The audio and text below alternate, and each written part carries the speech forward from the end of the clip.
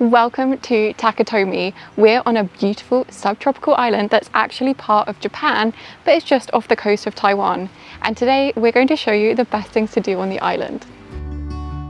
There's no airport on Taketomi, and so the only way to reach this subtropical paradise is by taking a boat from Ishigaki, which is one of the largest of the Yaeyama Islands, an archipelago that's part of Okinawa. The first spot on the island you should check out is the Taketomi Visitor Center. Now this is not hard to miss because it's right next to the ferry terminal, and inside you'll find a variety of displays explaining the history of the island. There's also a film twice an hour with subtitles in English and Chinese. There are two main ways to get around the island because it's very small: on foot and by bicycle. We rented these bikes for around 4 hours and it cost 2,000 yen, which is quite pricey, but it's definitely the best way to get around the island. If you would prefer not to get a manual bike, there are e-bikes available too.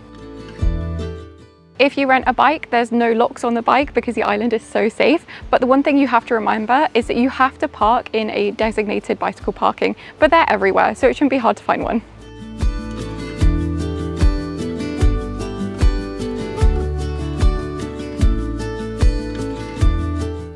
Despite its tiny size, I can't get over how remote and tranquil this all feels. We've just cycled around 5 minutes away from where the village begins, and honestly, there's no one else around. These are the Shinzato village remains, and most of them date back to between the 12th and 13th centuries, which is when it's believed that the village started. There's been a lot of archaeological excavation here, and they found earthenware from China from the 13th century, and believe that the rest of the village developed towards around the 14th century, which is around a 10-minute cycle ride away from us now. This is a sacred place where the deity of maritime safety resides. It's an on, and so it's sacred and closed to the public.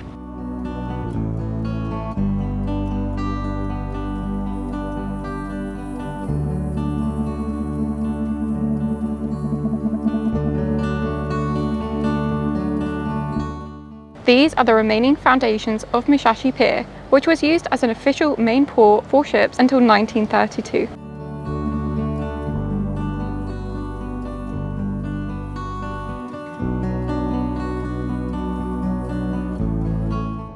One of the most spectacular parts of Taketomi so far has been the sheer amount of butterflies. Some of them are larger than the palm of my hand.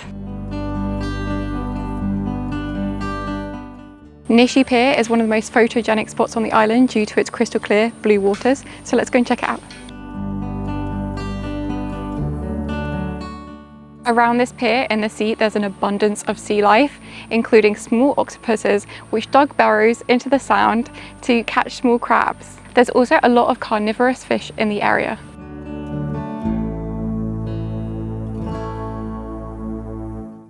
Kondoi Beach features the longest stretch of sand anywhere on Taketomi, and is honestly a very gorgeous place to relax on the white gold sand. The sand here has such a unique texture. Now I know that sand is usually made out of broken down coral and fish bones and things, but here is definitely much coarser than normal, and the pieces are a lot bigger, making it harder to walk on.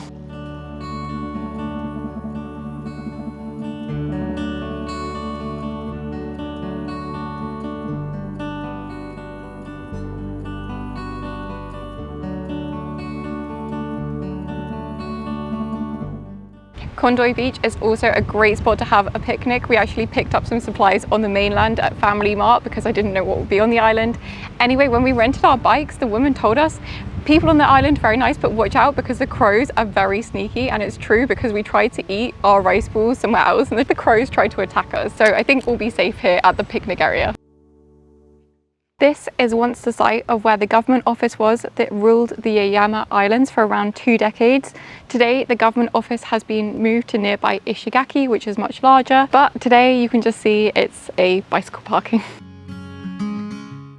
This is also the entrance to Kaiji Beach, which is one of the most famous beaches in all of Okinawa because it's home to little star-shaped pieces of sand that can be seen with the naked eye. It's not actual stars, but it's actually the exoskeletons of tiny marine animals. So let's go and see if we can try and find some.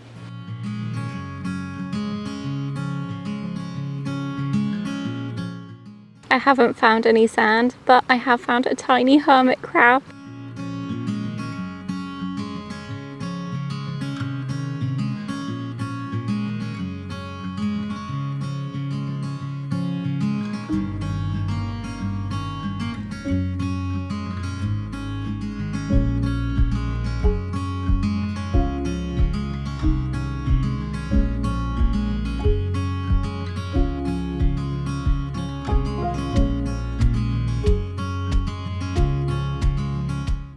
We're now on our way into Taketomi village, which, as I mentioned earlier, dates all the way back to the 13th century.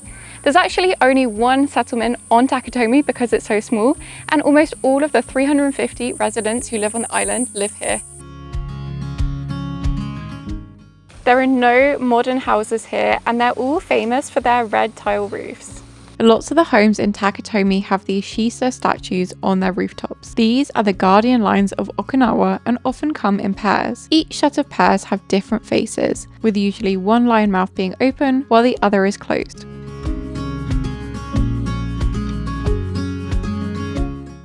It's amazing because there's lots of flowers on the side of the road, and we've even just seen these amaryllis.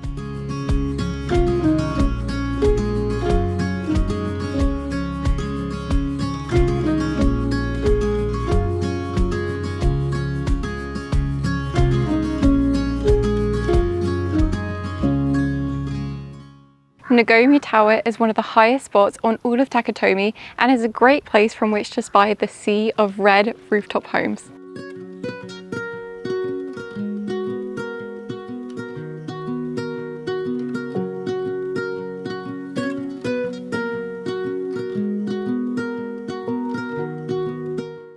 While you can opt to stay on the island overnight for an even more in-depth experience, you honestly don't really need more than 5 or 6 hours to explore the island as it's so small and, as I mentioned, can easily be seen by bicycle. We personally spent 6 or 7 hours on the island, and honestly this was a sufficient amount of time to get to know it.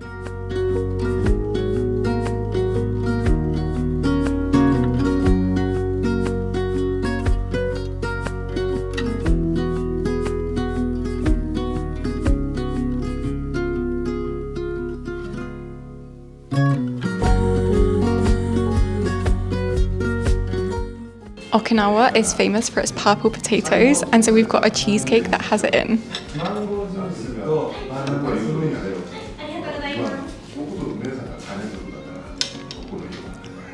It's really good, but kind of like a potato and a cheesecake.